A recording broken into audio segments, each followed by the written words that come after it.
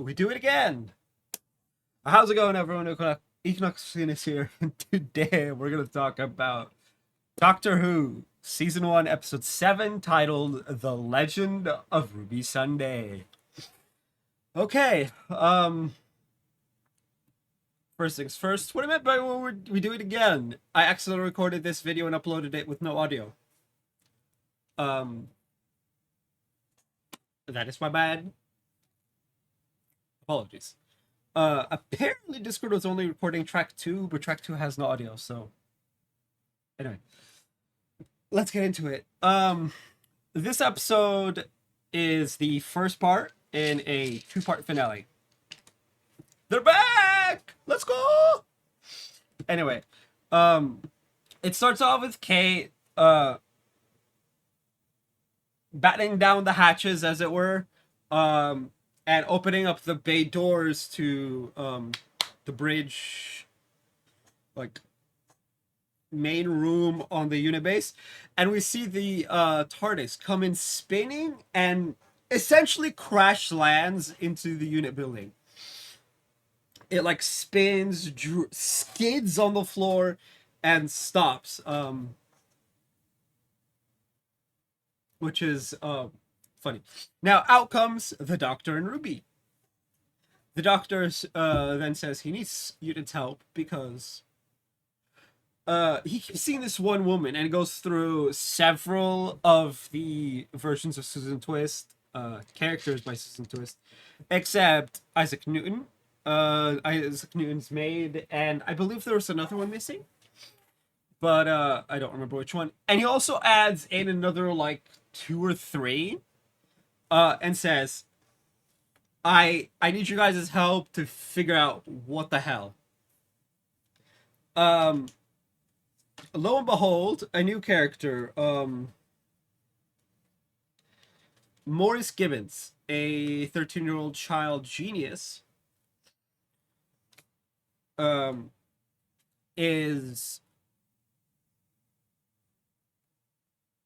says, and that's the, it's like right on cue, presses a button, and you see Susan Triad of Triad Technologies, rehearsing a speech she plans to give.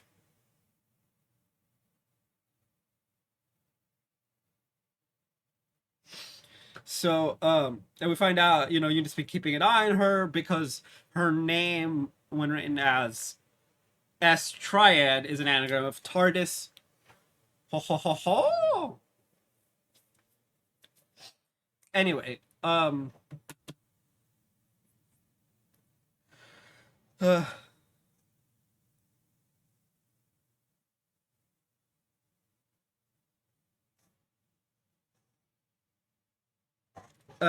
we also find out that Mel is undercover.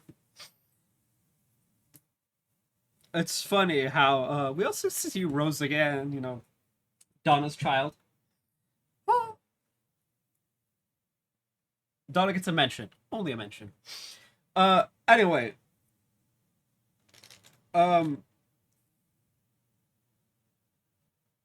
Now,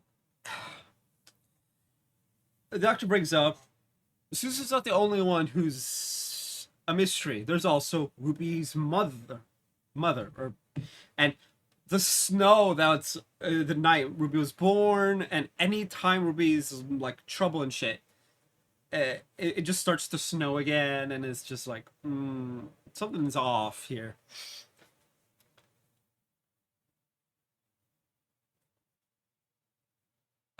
So they go to get a VHS of the security tape from when Ruby was born from Carla, because she requested it, and it was,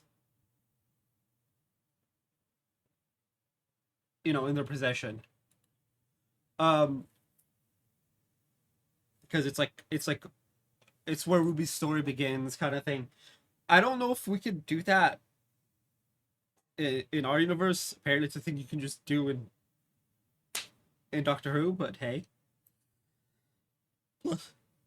Anyway, there Carla meets with Rose, and she's like, "You're in unit," and she's like, "My mom's part of it." Just like casual, my mom's part of it, because Carla and her mom are now part of the Doctor Who fan.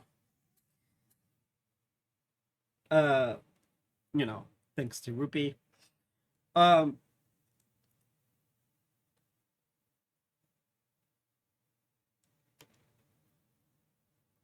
so Carla decides, oh well, if you and your mom are allowed to be, then I'm gonna be part of it too. And so she goes to get Mrs. Flood, to look after her mom. Hold on a second. This is actually something I need to check. Uh, Carla Sunday. Her mother's name is Sherry.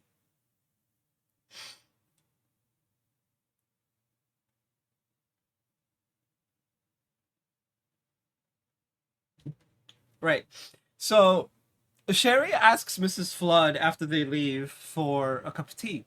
Mrs. Flood's like, "There's a lot of things we want that we can't have," which sounds so ominous.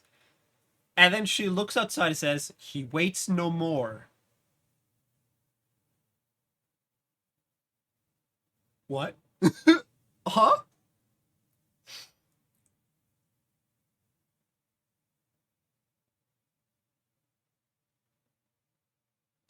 Which is ooh.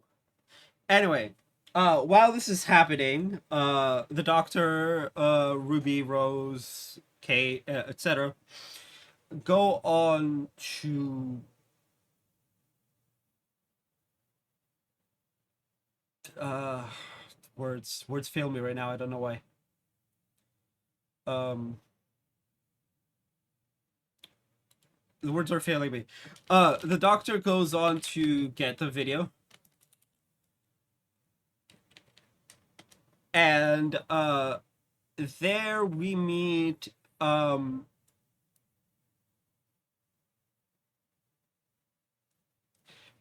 Chidozi, Winston Chidozi, who is the head guard of the time window, right? Because um, the Doctor, when he got the tape, was like, "Do you have a time window?" Kate tries to be like, "Hey, you told us not to mess with that." He's like, "Do you have a time window?" 10 floors down, which is funny. It's just like, yeah, it's like he knows then, um, and it's like, so they go into the time window. They connect it to the VHS so they can go back in time. Now they do, and they watch the events. They see Ruby's mother. When I first recorded this, I made a comment that we don't know it's a woman. It could be her father, so I switched to calling her Ruby's parent. So we're gonna do that switch now too. Anyway,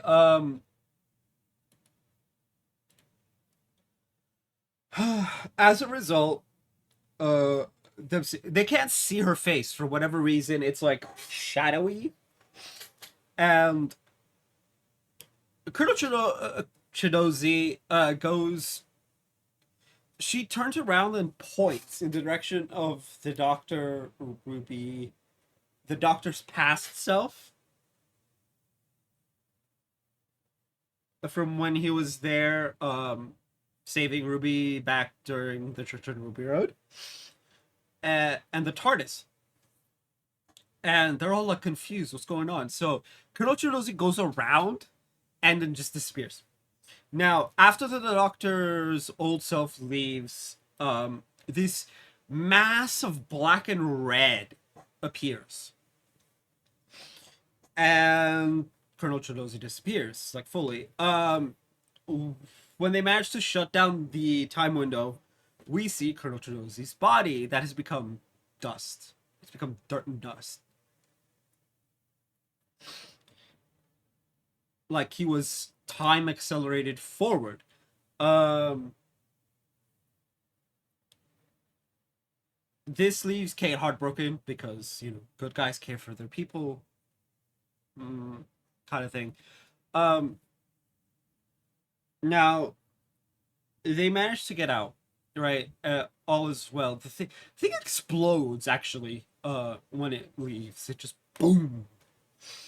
Now, the doctor goes to Triad Technologies to speak with Susan, where in the conversation it is discovered that Susan has been having dreams of the other characters in the show thus far, played by Susan Twist. Um, Now her assistant guy, he like hurries her to go do the speech because it's like 1500 hours in the UK, etc. Which is now during her speech, the unit gang does a scan of the TARDIS because they find out while reversing the video to see what's going on. They see that inside the black mass was the TARDIS. Wait, what? That doesn't sound right. So they do a scan of the TARDIS, like the surrounding area, and wait, there's a life form. And when this discovery happens, Harriet, who we were introduced to earlier, starts speaking with a different voice. That voice is also speaking seemingly into Susan's head, uh, but also seemingly to everyone in the room. It says, "I am the night, I am the terror," and then starts to list the pantheon of Discord. The Toymaker, the Trickster, the Mara, Krampus, Maestro, the oldest one, Reprobate, Incensor, Doubt, Dread, and the threefold deity.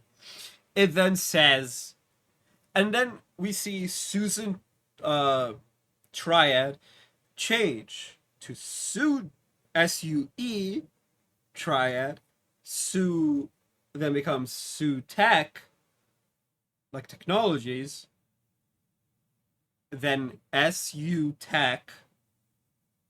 And then finally, Sutek, who is a character last seen November 15th, 1975. We are 5 months shy of 49 years since he was last seen. This man was last encountered during the Fourth Doctor era.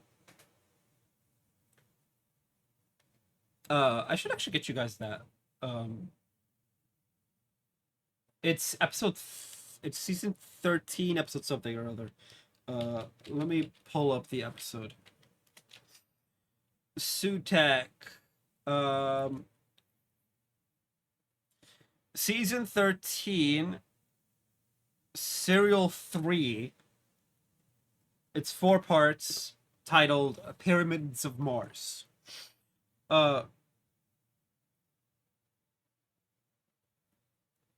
He is the god of death. That is who he says he is. And he seems to possess Susan, or she starts clawing her face at her face, and then comes up, and it's Sutek in control, and his head and face is all beardy. There are no images up of it yet because the episode just dropped like 4 hours ago. But if you guys watched it, you saw it. And Harriet also gets like this white skull, like half skull, like right here. And her eyes turn like blood red. And she turns around.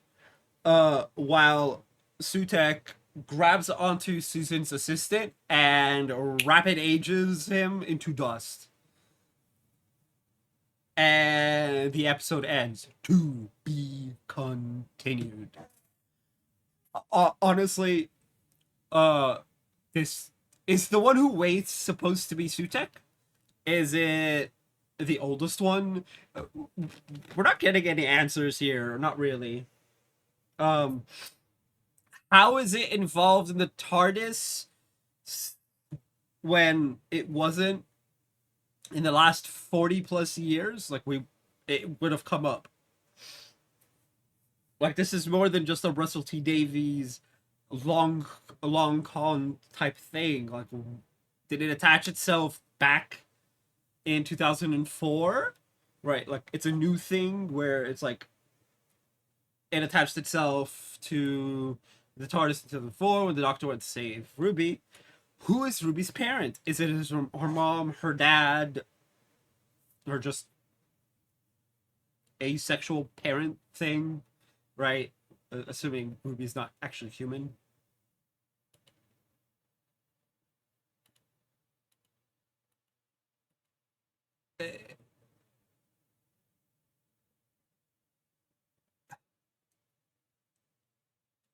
Well, like, are we getting all of these answers next week? Right, because next week's the second part and the last episode of the season. Do we get the answers then? Um,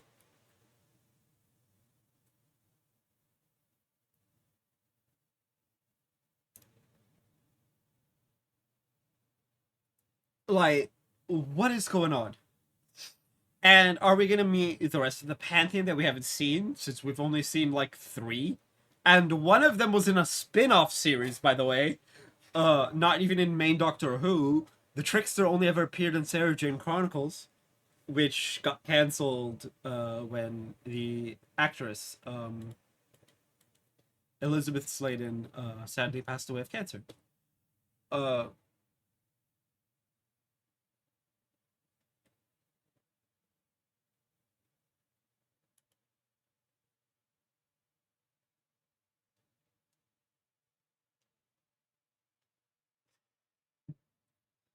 and there's so many unanswered questions, right? Like,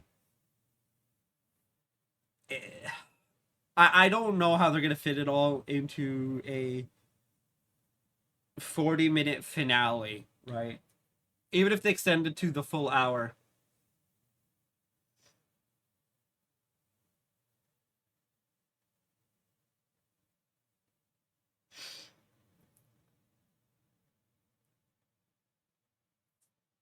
Um, like, I don't see how they're gonna answer all the questions, right? We're probably gonna be left with some unanswered questions so that we can get them in season two, which is also another 8 episodes. They really need to boost the episode numbers. Eight's just not enough. Anyway, honestly, banger of an episode. I cannot wait till next week for the finale. Tell me what you guys thought of the episode down in the comment section down below. That's gonna be it for this video. If you guys haven't already, hit like, hit subscribe if you're new. I will see you guys next time, and as always, stay bright.